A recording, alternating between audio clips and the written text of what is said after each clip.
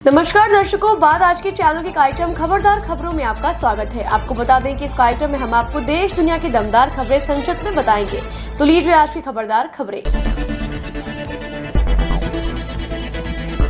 Brazil में एक बड़े सड़क हादसे की घटना सामने आई है, जहां बस व ट्रक की टक्कर में कम से कम 38 लोगों की मौत हो गई। जानकारी के मुताबिक शनिवार को यह हादसा दक्षिण पूर्वी ब्राजील के मिनास गेरास में हुआ है। यहां बस और ट्रक के बीच जोरदार टक्कर हो गई।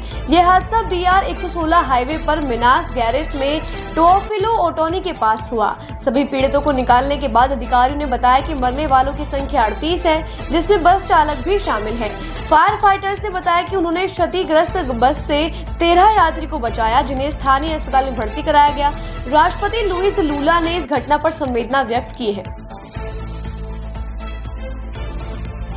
कांग्रेस नेता पवन खेड़ा ने बताया कि लोकसभा और राज्यसभा के कांग्रेस सांसद CWC सदस्य देश भर के अलग अलग शहरों में प्रेस कॉन्फ्रेंस करेंगे और केंद्रीय गृह मंत्री अमित शाह के इस्तीफे की मांग करेंगे। कांग्रेसी अमित शाह की राज्यसभा में अंबेडकर से संबंधित टिप्पणी को लेकर उनके इस्तीफे की मांग कर रहे हैं। खेड़ा ने कहा कि 22 और 23 दिसंबर को यह प्रेस कॉन्फ्रेंस की जाएगी। वहीं खेड़ा ने बताया कि पार्टी 24 दिसंबर को बाबा साहब अम्बेडकर सम्मान मार्च निकालेगी और जिला कलेक्टरों के माध्यम से राष्ट्रपति द्रौपदी मुर्मू ज्ञापन सौंपेगी। तेलंगाना के सीएम रेवंत रेड्डी ने कहा कि पुलिस की अनुमति नहीं मिलने के बाद भी अभिनेता अल्लू अर्जुन 4 दिसंबर को उस थिएटर में पहुंचे जहां पर पुष्पा 2 दिखाई गई। भगदड़ के दौरान महिला की मौत के बाद भी अल्लू अर्जुन सिनेमा हॉल से बाहर नहीं निकले। वहीं अल्लू अर्जुन ने आरोपों का खंडन करते हुए कहा कि यह सच नहीं है। पुलिस उनके लिए रास्ता बना रही थी और वह उनके निर्देशों के तहत कार्यक्रम स्थल पर पहुंचे थे। महाराष्ट्र में कैबिनेट की शपथ ग्रहण के 6 दिन बाद मुख्यमंत्री देवेंद्र फडणवीस ने शनिवार को मंत्रिमंडल का बंटवारा कर दिया। मुख्यमंत्री फडणवीस ने गृह मंत्रालय समेत 5 विभाग अपने पास रखे हैं। वहीं उप मुख्यमंत्री एकनाथ शिंदे को शहरी विकास विभाग समेत 3 विभाग मिले हैं और दूसरे मुख्यमंत्री अजित पवार को फाइनेंस और फाइनेंशियल प्लानिंग और स्टेट एक्साइज की जिम्मेदारी दी गई है। आपको बता दें कि 15 दिसंबर को नागपुर में मंत्रिमंडल का विस्तार हुआ था, जिसमें 33 कैबिनेट और 6 राज्य मंत्रियों ने शपथ ली थी। नाइजीरिया की राजधानी अबूजा के मेंतामा जिला स्थित स्थानीय चर्च में राहत सामग्री वितरण के दौरान मची भगदड़ में 4 बच्चों समेत कम से कम 10 लोगों की मौत हो गई। पुलिस के प्रवक्ता ने बताया कि क्रिसमस समारोह से पहले भोजन और कपड़ों सहित राहत सामग्री के वितरण के दौरान शनिवार को मेंतामा में होली ट्रिनिटी कैथोलिक चर्च में अफरा तफरी मच गई, जिससे 8 अन्य लोग घायल हो गए, जिनका उपचार जारी है। प्रधानमंत्री मोदी 2 दिवसीय अपनी कुवैत की यात्रा पर हैं और आज उनकी यात्रा का दूसरा और अंतिम दिन है। प्रधानमंत्री मोदी ने आज रविवार को कुवैत के PM से भी मुलाकात की। इसके साथ ही PM मोदी को कुवैत के बयान पैलेस में गार्ड ऑफ ऑनर सम्मानित किया गया। इससे पहले मोदी ने Arabian gulf cup football tournament का उद्घाटन किया। इस समारोह में गेस्ट ऑफ ऑनर के रूप में कुवैत के अमीर क्राउन प्रिंस और कुवैत के प्रधानमंत्री दोनों शामिल हुए।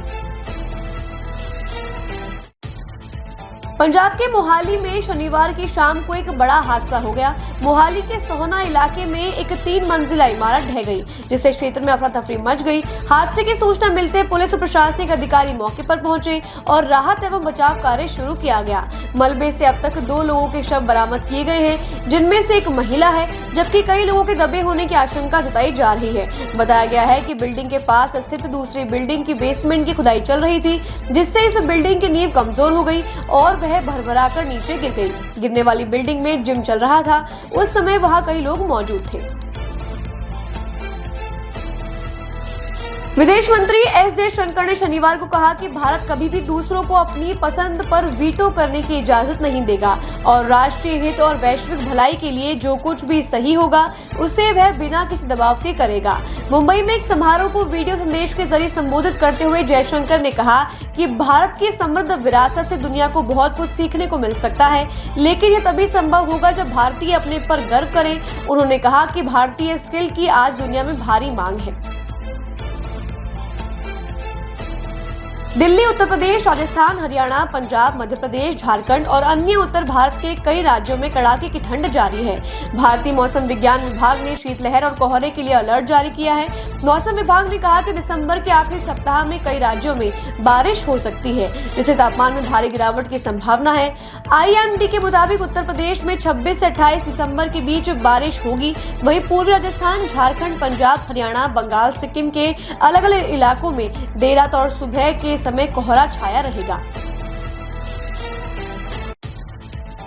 गुजरात के बनासकांठा का मसाली गांव भारत का पहला सीमावर्ती सौर गांव बना।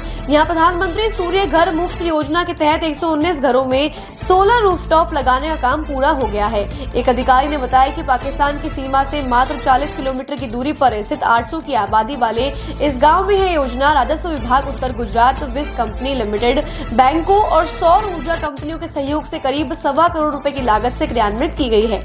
प्रधानमंत्री मोदी ने इसे विकसित भारत की ओर एक बढ़ता सकारात्मक कदम बताया। खबरदार खबरों में आज के लिए बस इतना ही। कल फिर नई खबरों के साथ हम होंगे आपसे रूबरू। नमस्कार।